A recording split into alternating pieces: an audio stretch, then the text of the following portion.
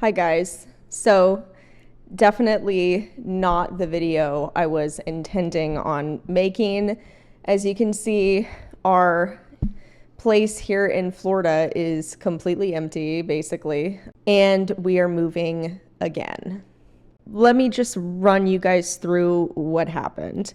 Before I get into that though, I just want to say that if you want a much more detailed video with videos of the horses and kind of like showing you what I've been dealing with, how I'm feeding them, definitely follow me on Patreon because I'm going to be posting behind the scenes on there and just basically more in-depth stuff on what's been going on and actually showing you guys the horses and whatever. I know I get a lot of people who ask why I don't post it on my YouTube channel, and that's because my YouTube channel itself is mostly just commentary and commentary about more than just horses. So any of my horse training videos or barn videos, it's just easier for me to organize them in the members or Patreon channels because that's basically all I do over there. Now, a little bit of backstory. I am from Colorado. I'm born and raised Colorado. You guys know this. My husband and I lived in California for a few years, didn't really like it that much. Then we moved to Washington for a few years, and again, we really didn't like it that much. Now, again, this is no hate to any of these states because to each his own. A lot of people like all of the states that we've lived in, that we've been to. We've traveled throughout all 50 states, and there's definitely really pretty areas. But, you know, some areas are just not for you. They're not to your taste or my taste, and that's fine. Because both of us really love Colorado. It's our favorite state, but also we've traveled and vacationed to Florida quite a bit and we really liked it too. So we figured, well, let's just give Florida a shot. Maybe we'll really like it. We'll find some nice horse properties there. Maybe we'll settle down in Florida. And if that doesn't work out, we're not moving around anymore. We're just going to go back to Colorado because we already know that we love it there. To make a long story short, we moved from Washington State all the way to Florida at the end of June. And we moved the horses from Washington State and had them shipped all the way to Florida at the beginning of August. So just about 2.5 weeks ago.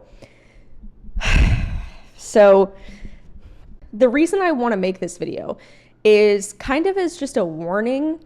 I don't think I've ever seen anybody make a video like this, and that's why I want to make it, because I honestly was shocked that this happened. We are super safe about moving the horses. They get all their vaccines, they get their travel documents, they get their negative Coggins, etc., etc. We literally are so meticulous when we ship our horses. We don't want them to get sick. We really vet the shippers that are going to be shipping them.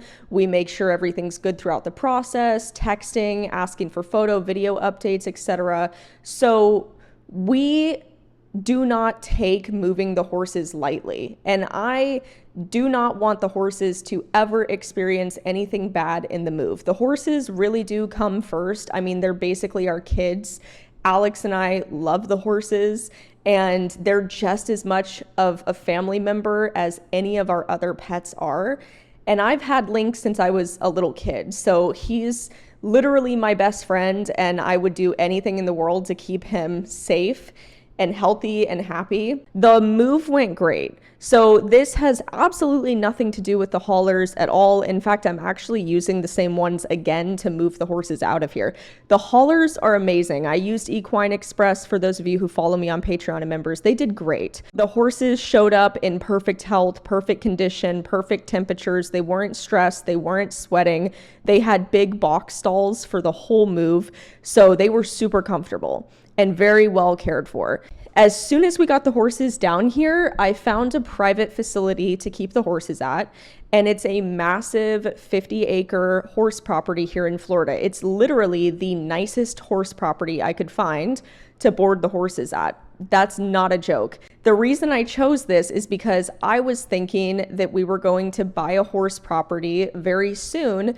And until that happened, I just wanted the horses to live in the nicest possible area so that they could have the easiest time adjusting to the Florida heat and humidity. Now, I did factor in that it was going to take a little while for them to adjust to the heat and the humidity. So we made sure that they had full-time access to shade. They had full-time access to a pond, 50 acres of grass, and then also an insulated, cooled barn for them to get out of the heat. I was really thinking that the only struggle that they were going to have was just adjusting to the heat and humidity. It was probably about day 3 after they got here on the 1st that I started noticing some really extreme problems. Raleigh started losing a lot of weight, and we started questioning what was going on, because she did not want to really drink water or eat any grass or any food.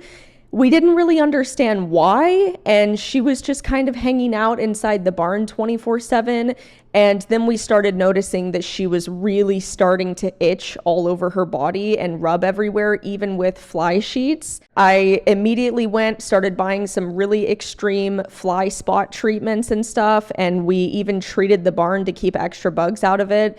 And then we started noticing the same thing happening with Link, and just kept a really close eye on the horses for a few more days. And mind you, during this whole time, we were also trying to drive around the state, look at different areas. We were house shopping. We had several appointments to go look at horse properties. Then about a week ago, we really started noticing that Raleigh was drastically losing weight. I'm telling you guys, she didn't even look like my horse anymore. And by this point, her and Link both had welts all over their body.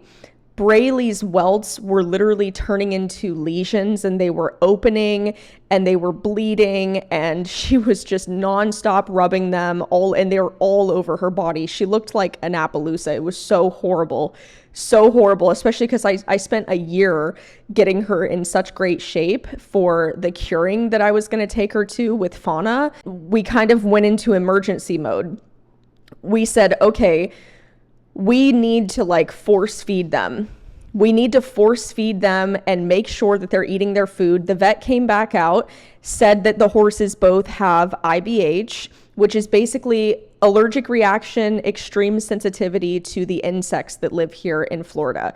Link's was so bad that he was literally rubbing all the skin off of his stomach, and his whole stomach was bleeding. He had no skin. I was having to put oils and creams all over his stomach just to kind of soothe him.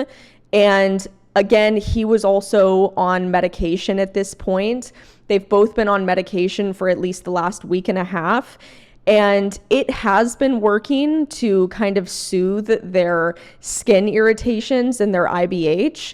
Same thing with Raleigh. The medication has been working, so all of her lesions and open sores are healing. But the other adverse side effect to the medication is that it makes them not hungry. So we already had a problem with them not wanting to go out and eat or eat in their stalls or anything. So then it made it even worse, and they started losing even more weight. Again, just another panic mode sets in. Keep in mind, it sounds like a lot has happened. It's only been 2.5 weeks that they've been here, and they don't even look like my horses anymore. So you can imagine how panicked I am. Also, on top of the fact that I'm pregnant. I don't know. Did I tell everybody that? I don't know if I told everybody that, but I am. Yeah, I'm pregnant. And essentially, the professional opinion is that their IBH is never going to go away. It's just going to be a very expensive thing that we have to consistently deal with if the horses stay in Florida. And at this point, we are force feeding them twice a day, every day. They're getting the most insane high calorie supplements twice a day, every day, with medication included.